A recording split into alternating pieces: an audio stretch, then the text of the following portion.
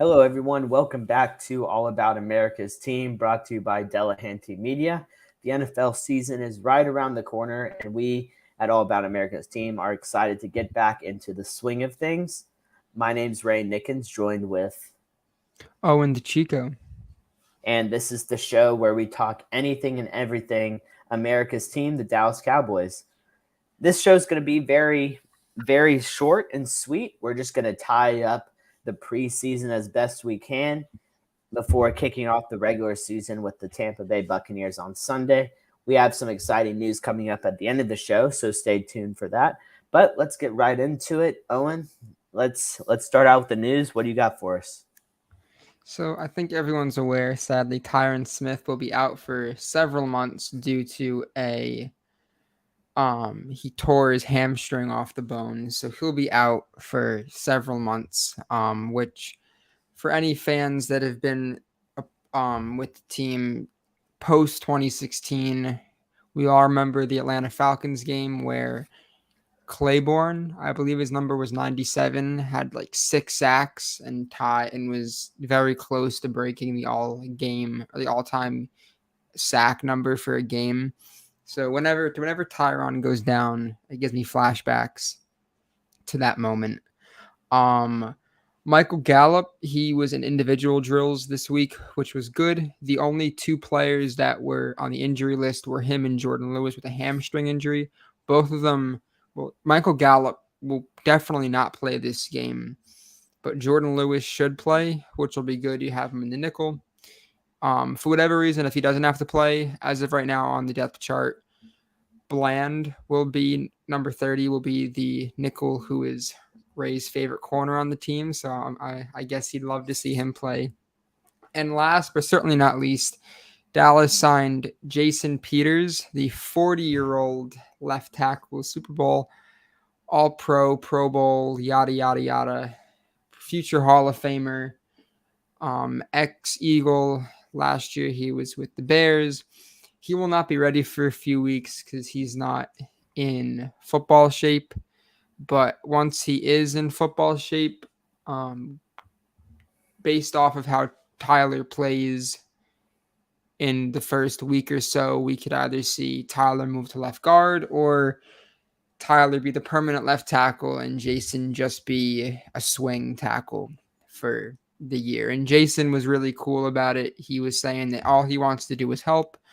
And from what people have been saying, he's been helping out Tyler Smith and Terrence Steele, which is good because Terrence, not all that long ago, was regarded as the worst offensive lineman in all of football. So it's good that he's able to pick the brain of a all-time legendary offensive lineman. But besides that, I think that's all that I had for news. Then you have your fair share of nonsense quotes from the Joneses. But besides that, I think that's about everything. Ray, any comments?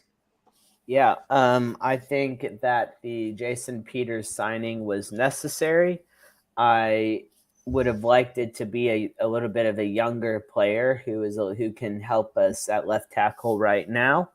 Unfortunately, with the front office of the Dallas Cowboys and the GM and owner, Mr. Jerry Jones, you don't quite get exactly what you want all the time. We got lucky acquiring Anthony Barr. That was a sight for sore eyes, but I'll take whatever I can get. Um, just we're in for a rough one, I think, because Tyler Smith, while he was a left tackle in college, he did lead the NCAA in penalties last year at left tackle. He's been working at left guard all of camp, and now he's going to be starting week 1 against the Tampa Bay Buccaneers at left tackle. So we'll see exactly how well his game translates to the NFL. I don't think it's going to be much of an issue for him to pick back up at his fluent position that he's been playing his entire life. However, it's going to be very interesting to see if Owen said, or like Owen said, how well he does. If if he's getting beat or if he's just getting called for flags. So I hope he does well.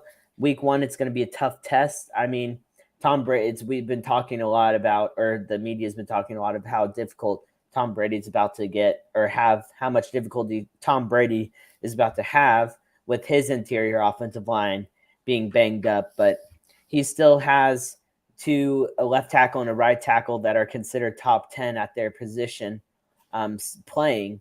And Dak Prescott has an unproven rookie guarding his blind side right now. So we'll see exactly how this game pans out, who is going to be on their back more. I assume it will be Dak Prescott because Tom Brady has the ball out of his hands before I can take a sip of my water, pretty much. So, but we'll see how the game pans out. I'm excited either way. I hope that Tyler Smith can do a competent job until Jason Peters gets back.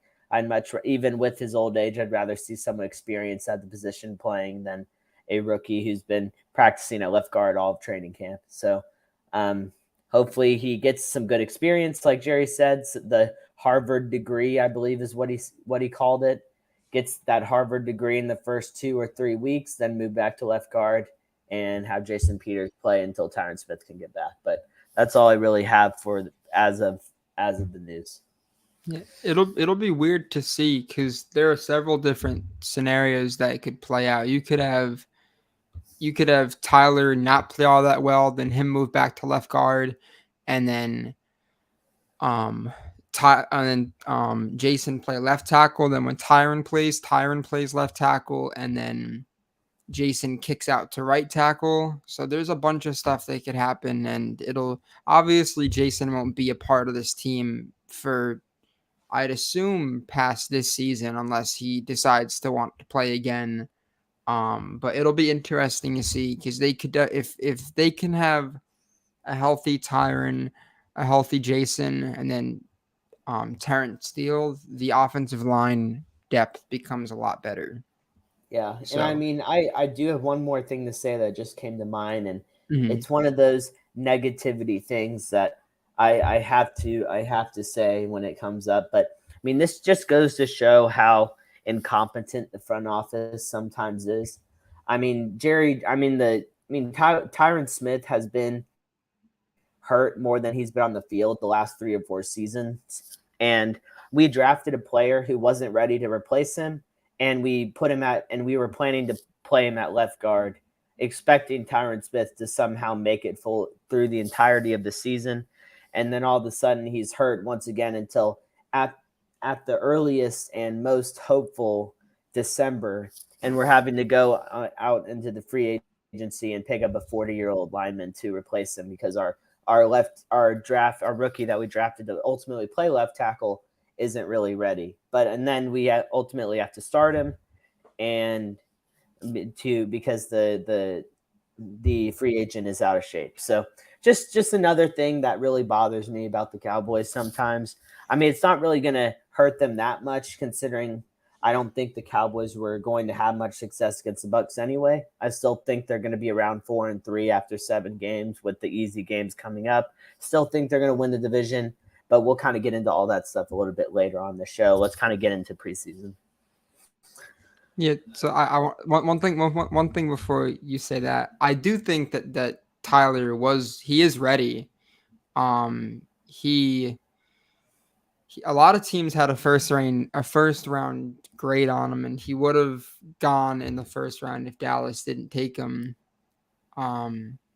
So I do think that he is ready to play, but him not playing left tackle at all in camp is definitely a head scratcher. He played there in rookie mini camp, but I don't think, I could be wrong, but he's usually hurt every year, but he's usually not hurt until the season starts. I think this is the first year or one of the first years where he hasn't suited up for week 1. But yeah, you're exactly right. Dallas, they drop the ball very often with their free agent signings. But I do think that the only other tackles that you really could have gotten was Eric's, I forgot his last name, that was a part of the Chiefs a few years ago. Or you could have gotten Whitworth, who was older than Jason Peters and whose family wanted no part of him playing football. Or you could have gotten Jason Peters, who's from Texas, which is probably the safest out of all of them. So I definitely get what you're saying, but I don't really think that they even if they wanted to go elsewhere, the best they could have gotten was a like the guy from the Jets who wasn't all that great. And even when there were reports of them getting him, none of them were positive for Dallas. Yeah, So they did what they did in free agency. I'm more confused on the sense of, your rookie playing the position that he was not supposed to replace in camp, and then all of a sudden he's playing the position that he was supposed to replace after playing left guard the entirety of camp. It's just one of those things where I know it's difficult to try and teach a player to play a position, but then also running him out at left tackle. I totally understand, the complexity of trying to learn a new position while also playing your current position. But I mean, when you have Tyron Smith, who's basically been out, I believe, at the least 6 games in the last 4 seasons, 6 games each of the 4 seasons.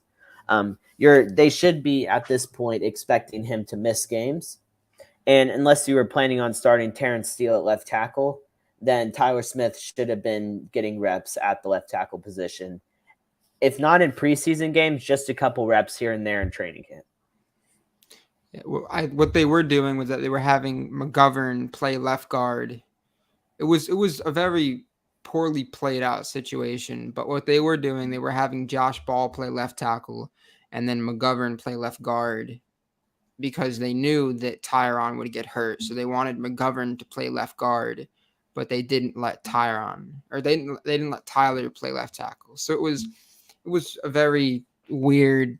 They went about it really bad, and even Jerry's mentioned that he knows that Dallas plays exponentially better when Tyron's out there, but they're not really. As he always says, he takes chances and he's a gambler, but when those chances and those gambles are going to affect a quarterback that you pay a lot of money and a lot of people don't think he's worth that, regardless of whether you think that or not, he's still getting paid a lot of money, and you really don't want to see him not play. If he were to get hurt, anything were to happen, you really don't want to see that, because that would mean that in the last 3 years, he's only played one full season. Yeah, and you So you're don't, only setting and I yourself don't for care, failure. and I don't care who your quarterback is. If he's getting paid 30 million or 40 billion, you don't want to see him getting put on the ground. So Yeah, of it's course. it's always it's always good to have him protected. But let's graduate from the the the news and kind of transition into the preseason, everyone's favorite part of the NFL calendar. Just kidding, but yeah, Cowboys wrapped it up. We're just going to give our thoughts on the preseason, share our winners and losers from camp, talk a little bit about the 52-man roster. My screen, my background is a little bit of a sneak peek on what I'm going to say, and then just kind of wrap up. And Ty Owen's going to share a little bit about the second round pick, Mr. Sam Williams, and how he did versus Mr. Cross in Seattle. So let's just kind of start with our winners and losers. Owen, I will let you kick it off, and How I'll bring up nice the of rear. you. All Oh, right. I'm So I yeah. have a decent amount of both. I'm looking forward to your reaction on some of these. So obviously, the biggest winner was Turpin. Next, I have Hendershot, the next Witten. Oh After boy. that, Dayron Bland. Cox, I thought. Bell, the safety. Tristan Hill, Tyler. And then I put practice squad just because they were able to retain a lot of the guys that they wanted, which is something that they are usually able to do. And then did you want to do, and then I'll say losers as well.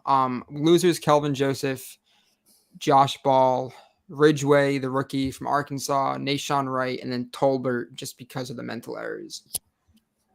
Yeah. Overall, I honestly, based on how you started with, I'm curious to see your reaction. It wasn't as bad as I expected. Um, Mr. Ferguson, the next Witten, I just don't understand. The dude had his helmet taken off while he was getting tackled and did not run an additional yard. He the only thing that He was was similar pretty was his helmet energetic came after the off. fact. Well, um, I'm glad he was fired up. I mean, with Dalton Knox getting the contract, I was seeing some jokes about how the Dalton Schultz is about to be somewhere elsewhere. So maybe James Ferguson will be the next starter at tight end next year. But who knows? I mean, I Definitely. do think that Ferguson did have a good camp. He was getting a lot of receptions. Whenever I was kind of well, I had the first preseason game I did watch a lot more closely than the others, but I had all three of them on, and it did look like Ferguson was catching a lot of passes, which was nice because it means that either he was getting open or he was just being really emphasized in the offense. So that was good. But next Witten, I don't think so. But um, I do think Turpin was definitely the biggest winner from camp with the two punt returns. Definitely asserted himself into the offense. I do expect him to make a splash. I drafted him on a fantasy team, mainly as a joke, but also because he could become the wide receiver too. Because you never know with this football team. Um, yeah, other winners definitely Deron Bland. He was my favorite player from preseason. Made a lot of great plays. Was very physical. Played the cornerback position aggressively. All the stuff that I liked. A complete polar opposite to Nashawn Wright, who is also on my loser list. I think that Deron Bland should get a lot of playing time this year. He's going to make mistakes. Obviously, he's a rookie, but I'd rather see him on the field than I would want to see Nashawn Wright or Kelvin Joseph. Um, Jabril Cox, did like to see him back out there healthy. He's going to be featured a lot in the defense, which is nice. I think the Cowboys linebacking core is one of the best, and it has a lot of depth. So having Cox out there, Parsons, Vander Esch for what it's worth, I think that they're going to be in a good spot at linebacker this year. And then I'll go into the losers. Calvin Joseph as well for me. Will Greer for sure. He had a decent second half against Seattle, but other than that, I did not like what I saw. He didn't show me really anything special. Neither did Cooper Rush, but at least Cooper Rush has a regular season win under his belt to where I know what I've seen from him in the past, um, and kind of can just kind of rely on that sense of he's won in the National Football League before. So if he needs to come in for a game, I trust him to be able to do well. Will Greer, I don't think he can win with our roster, even with how talented it is. So him being in the preseason, other than those two drives where he scored two touchdowns, didn't really impress me very much. So I'll have him on my losing list as well. Um, and then honestly, those are my only three. I'm not going to put Tyler Smith on there because other than that first game, he didn't really do anything horribly wrong. I thought he did all right. So he He wasn't a had one winner. false start in the last two games. So besides the first game, he only had one false start. Yeah. So, I mean, he wasn't a winner of camp because he didn't do anything super impressive, but he wasn't a loser, which is good. And I mean, from your offensive lineman, that's kind of what you want. You don't want them to be flashy, but you don't want them to make mistakes. Just kind of do their job and everything takes care of itself. But definitely. And then also kicker, I guess like just basically the whole special, other than Turpin, special teams, I think was an L this preseason. We're back The with Brett punter. Maher as our kicker. Angler he's graduated from the special teams. He's on another team by himself. So he's on one team, and then the special teams is just on the other. No, none of our kickers that we either signed that we picked up did well. We had to settle with Brett Maher once again as our kicker. So we're back to him after a couple years with Greg Zerline. But overall, I think preseason was good. I saw some good from the defense, committing 5 turnovers, I believe it was, against Seattle. So that was good to see that the turnover bug has not left the building. Um, we'll see how it translates to week one, but that's my thoughts on the winners and losers of preseason. So do you want to just kind of go straight into roster, or do you have any final thoughts? No, the only other player I forgot to mention was Israel Mukwaram. He was really good in the last preseason game, and it was good to see him play both safety and cornerback in camp. So that's all I had to say Yeah, on the rest of it. yeah. I think he's But another guy that I'd like to see have some playing time this year as well. But yeah, so out of let's. everyone that was cut, who were you? Who did out of all the people that were cut? Which person that was cut hurt the most? Hurt me the most as a person. Well, it's obviously the man behind me, Mr. Benjamin DiNucci. I started. It's been a roller coaster for me as a Ben DiNucci follower. I mean, when he was drafted, I remember sending Owen a lot of videos of his accuracy, his mobility, his inefficient but efficient sidearm release. I thought he was going to be a very great addition. And then seeing him against the Philadelphia Eagles was just a disaster. I'm not going to make it all his fault. I think he was mismanaged, but it was definitely a terrible showing. And then just not this preseason, but the preseason prior, where he just looked absolutely terrible, was throwing dumb interceptions, just not looking good. At that point, I was just like, get him out of my sight and off my team. But this preseason, he did show a lot of strides. He definitely looked. I tweeted about this on the page. He looked like the best backup quarterback the Cowboys had. He was the most efficient. Did not turn the ball over. And I wish he would have gotten a lot more playing time. That last game, I don't know why Will Greer started. I think it should have been DiNucci quarter 1 through quarter 4, see what he could do, and then make a decision based off that. Because I definitely believe that if not deserved the backup job, at least deserved the spot as the third QB. I know some teams do carry 3 teams. The Cowboys have done it in the past, but I mean, I do think he deserved a roster spot based on his performance. I don't think he was played enough. And I mean, if you're trying to, I mean, they I guess used a draft pick on him, so at least give him a shot for a full game to at least earn his draft position. And I don't think that the Cowboys really gave him that opportunity in the preseason to do that. But it is what it is. He's still on the practice. He's not on the practice squad, but no He's a no rookie. team no team He's has out claimed. there. Yeah, he's out there. No team has claimed him. Maybe he'll be back. Maybe he won't. But if it is the end of the Ben DiNucci Dallas Cowboys era, it was a pleasure watching you this preseason. But yeah, it hurt me very much. It definitely did. The only other person that I thought, I guess, was kind of sad to see was TJ Vasher, but I knew that just because of that one play, but he's just so slow. So I think that's definitely a big reason why. Because besides that one play where he mossed Kelvin, didn't really hear much from him. But before we wrap up, I'd like to get this set in stone, locked in. I'm gonna go one by one every game, and it's set in stone. Now, obviously, if you think the Rams are gonna beat the Cowboys, and then when they go up, you could change, but I'd like to, at the end of the season, cross-reference to see how. The only way the Rams will beat the Cowboys is if Matthew Stafford is not playing. You mean Cowboys beat the Rams? Yes. Okay. So Yes. Cowboys Bucks. Who do you have and Can why? I write it down as well? Of course, the more the merrier. All right. I assume I already know the answer to this one, but what do you think it's going to be? I think that I'm just saying W's and L's, not scores. We'll save scores for the actual show. Yep.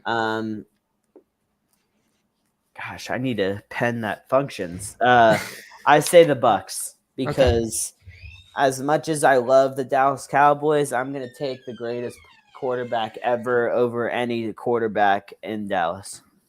It's a good point. Bengals. Joe Burrow. Okay. Giants. As much as I would love to be a troll and say Daniel Jones, I'm going to take Dallas because Okay. Dallas is better at quarterback and better at receiver and better at really basically every position. Okay. Commanders. This is an interesting one. I think the Cowboys will win. I do think it'll be closer than people think, though. Okay. Rams.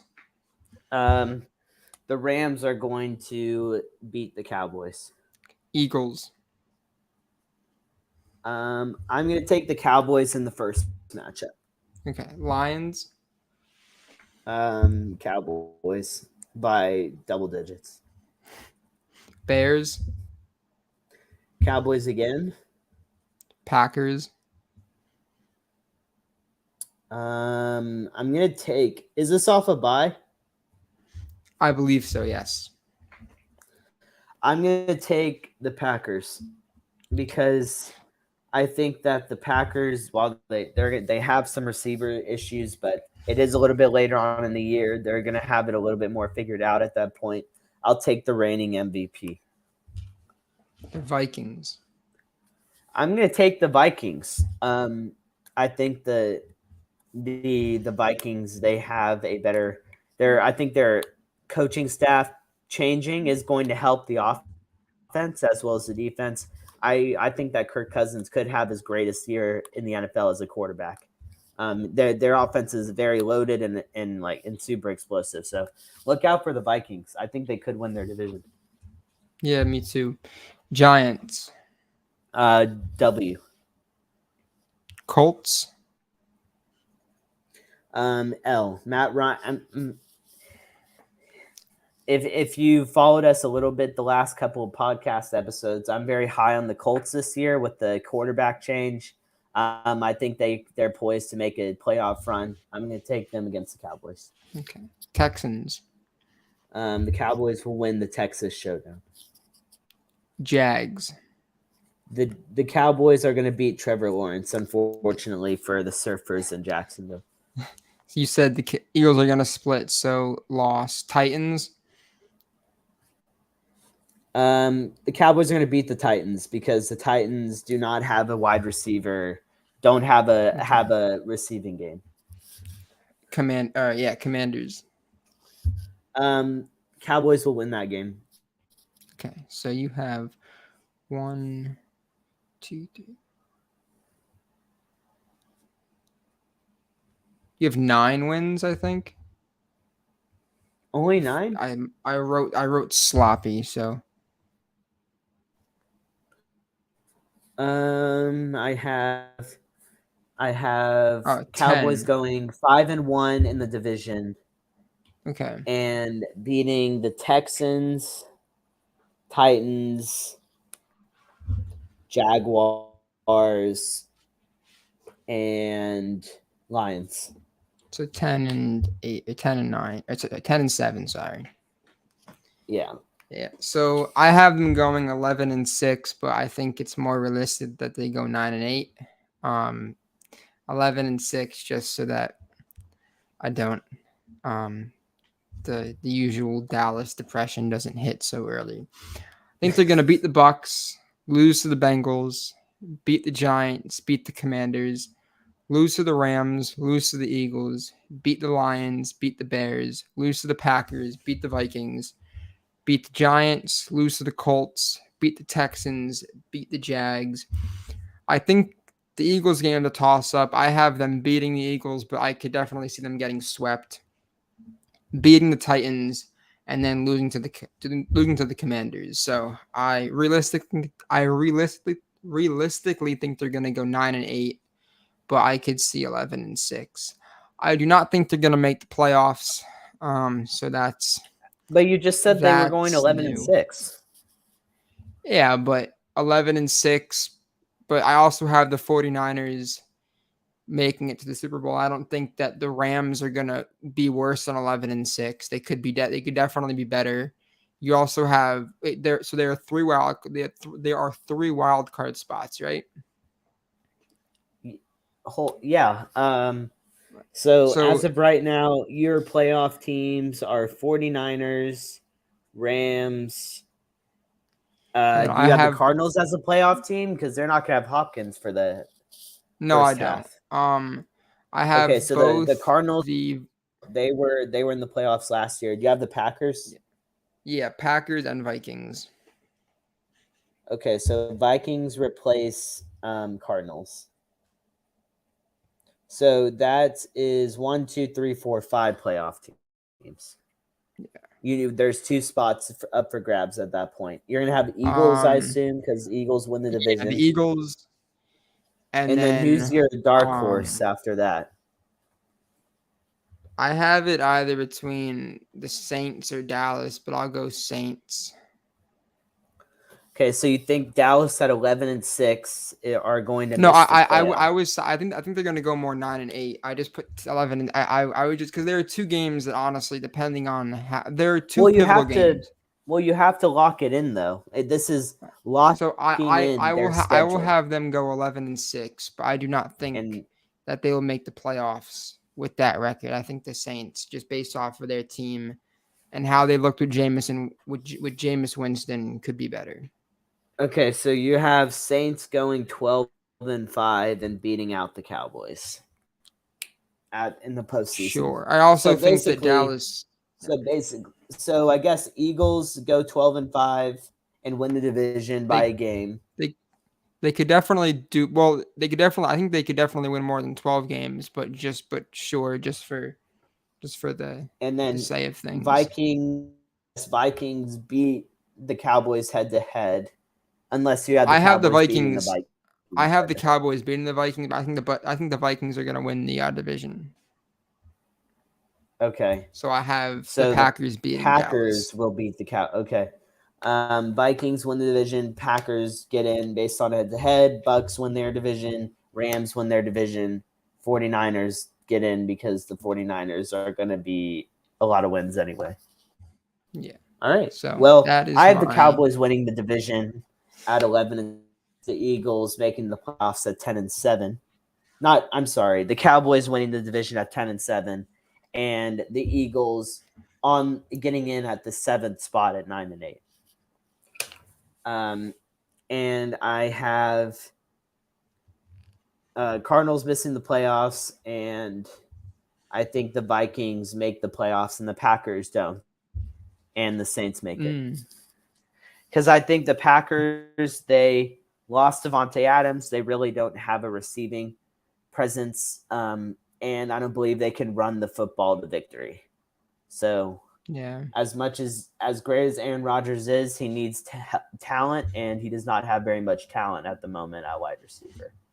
So Yeah. that is that on the matter. But I mean, knowing Aaron Rodgers, he'll prove me wrong and he'll win the MVP again, but then lose in the playoffs again. So I will be right at the end, just not And then initially. for me, we talked about this a few episodes ago, but I believe what I said for my Super Bowl matchup was Chargers 49ers with the Chargers winning. I'm going to stick by that. I think the Chargers have the best top to bottom lineup, and I think they had the best top to bottom lineup in the AFC. Then I think the best top to bottom in the NFC is the Eagles, but their quarterback holds them down, so Interesting. they can get that figured out.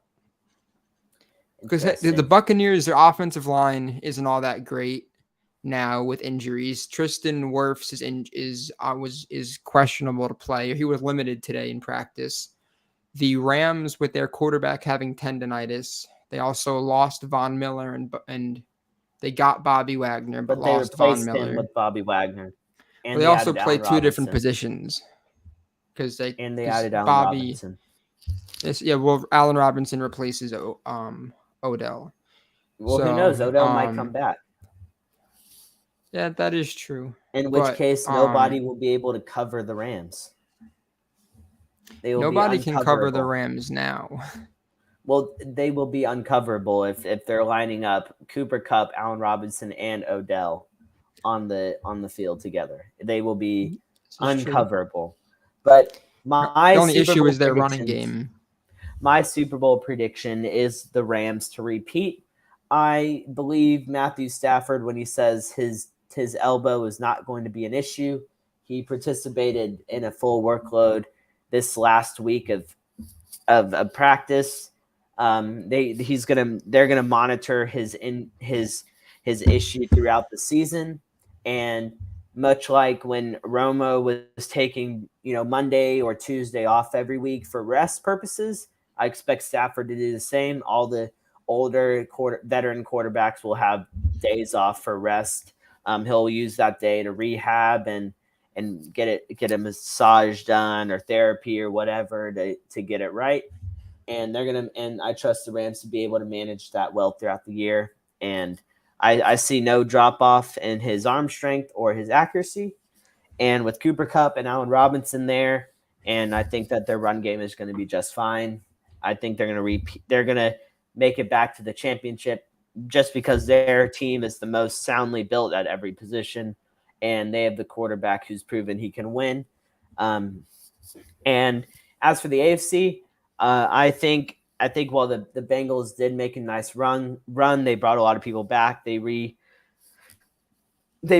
their offensive line. I think they will make the playoffs and make a run, but I have them losing to the Indianapolis Colts in the divisional round, and the Colts being the shocking AFC Championship team, and they will unfortunately lose to the Bills, and I have the Josh Allen Bills making it to the Super Bowl because Patrick Mahomes no longer has Tyreek Hill.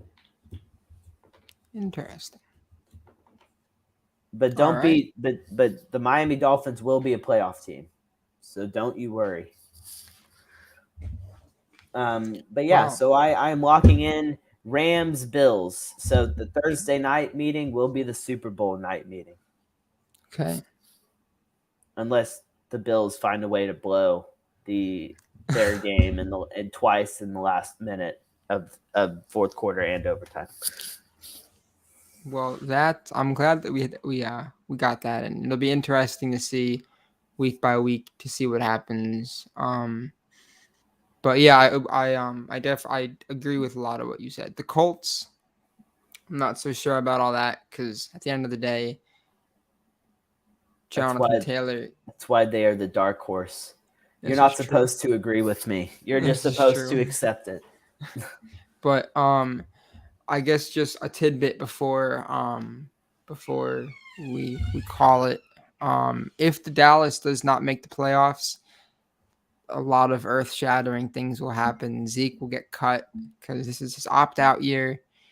Dallas, regardless of how bad they are with contracts, they add in these escape years, and this is his escape year, and the end of next year is Dak escapes year. So for all of you people that don't like Dak or wish they had someone else, all you have to do is wait 2 more years. Um, Sean Payton will probably be the next head coach, or Dan Quinn, and you could foresee lots of changes. So it'll be an interesting season because we could see a very different team than we see right now. All But right. yeah, I have it set in stone too. So Can you see that? Probably not. Nope. I I wrote down if Dallas misses the playoffs, buy Mike and buy Zeke. yeah, I just think that Zeke's contract will be too much. But if for whatever for let's say if they do make the playoffs, they probably have to win a game or two to keep the thing together. Correct. If Um, they lose in the wild card round again, they will be gutted. yeah, Or not which gutted, they will be gutted in the coaching staff and the running back position. because But the last time that Dallas really truly gutted was the 2017 offseason when they got rid of their whole secondary. And me mm, personally, I was extremely confused. But mm, then they drafted Awuzie, who sadly hit his peak once they cut him, which it's amazing how that happens with oh, with Cowboys bums. They eh, become they become they become serviceable. they become serviceable while they were not serviceable here. But Yeah. I do think that we should kick or end off this episode with on a positive note, Oh yeah. and we have some very exciting news that I will allow Owen to share because he is the man who set this up and got this done. So, Owen, why don't you share with the audience our breaking news for the day? For all y'all that do not follow the Twitter, first of all, follow it. America's Team, capital P, capital C. I, in my several months, year and a half before the podcast, I would interact with several, I guess you could say, semi-popular in Cowboys Nation Twitter's people, and I reached out to someone that I've interacted with probably the most out of anyone that I've interacted with. And for the first time in All About America's Team history, we have a special guest coming on this Friday. So exciting. If anybody wants to go just get a brief glimpse of who we will be adding, or who we will be having on the show for this Friday, you can look them up on Twitter at capital P, capital D, IDDY 8043. He just to get kind of what takes he has before you listen. Yeah, but Ray and I, this has been something we've been wanting to do for weeks and months now. So both of us are very excited, and yeah, it's exciting. It'll Yeah, be good to get someone else's point of view. yeah, add a little bit of spice to to the the recipe. But yeah, likewise to what Owen said, we're both excited. We want this show or this upcoming show to be a springboard into the, I guess, next chapter of this podcast. The first week or the first year or season, we kind of view as a dress rehearsal season. We want to try and do a little bit more this upcoming season, and this is a great way to transition into that phase. But just to kind of give y'all a sneak peek of what we'll be discussing, it'll be Cowboys Bucks week 1, the Sunday night football matchup, the kickoff to the Dallas Cowboys season, and hopefully our fame and not our misery. But we're excited either way to have him on Friday. We'll be recording in the afternoon, so stay tuned for the exact time for that. But we'll just be kind of breaking down the Cowboys Bucks and then also getting his thoughts on the upcoming Cowboys schedule. But that's kind of all that we have. We'll also be back to posting twice a week, which is exciting. Right. Yeah, we'll be posting a pregame show as well as a postgame show. So you'll get our thoughts before the game and also our thoughts after the game, win or lose. And it'll be entertaining either way. We may get 8 or 6 to 8 new sunglass episodes, so that'll be exciting. Positive vibes. The sunglasses of shame. Vibes. Positive vibes. But hey, I only said 6 to 8. Yeah. Thanks to everyone for listening.